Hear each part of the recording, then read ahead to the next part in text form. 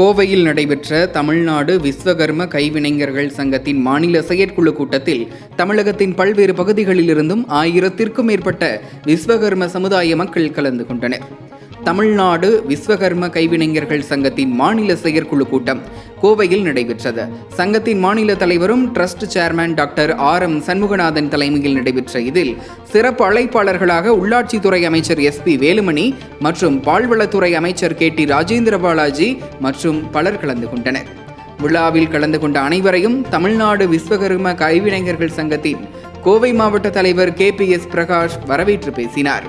இந்த மாநில செயற்குழு கூட்டத்தில் சென்னை, திருச்சி, சேலம், ஈரோடு, ராமநாதபுரம், மதுரை உள்ளிட்ட பல்வேறு மாவட்டங்களைச் சேர்ந்த தமிழ்நாடு விஸ்வகர்ம கைவினைஞர்கள் சங்க உறுப்பினர்கள், கைவினைஞர்கள் தொழிற்சங்க பேரவையினர் மற்றும் கைவினைஞர் முன்னேற்ற கழகத்தைச் சேர்ந்தோர் என 1000த்திற்கும் மேற்பட்டோர் கலந்து கொண்டனர்.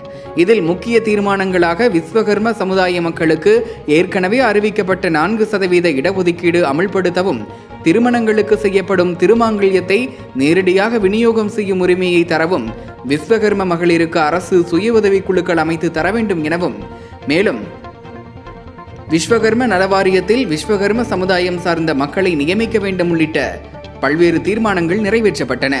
விழாவில் விஸ்வேஸ்வரர் டிரஸ்டின் பொருளாளர் KPS ராஜேஷ் மற்றும் மாநில மாவட்ட நிர்வாகிகள் கனகராஜ், சண்முகம், தனுஷ்கோடி, சீனிவாசன், செல்வராஜ், நாகராஜன், கதிரேசன், சுப்பிரமணியம், செல்வகுமார் உட்பட மாநில, மாவட்ட, மண்டல நிர்வாகிகள் பலர் கலந்து கொண்டனர்.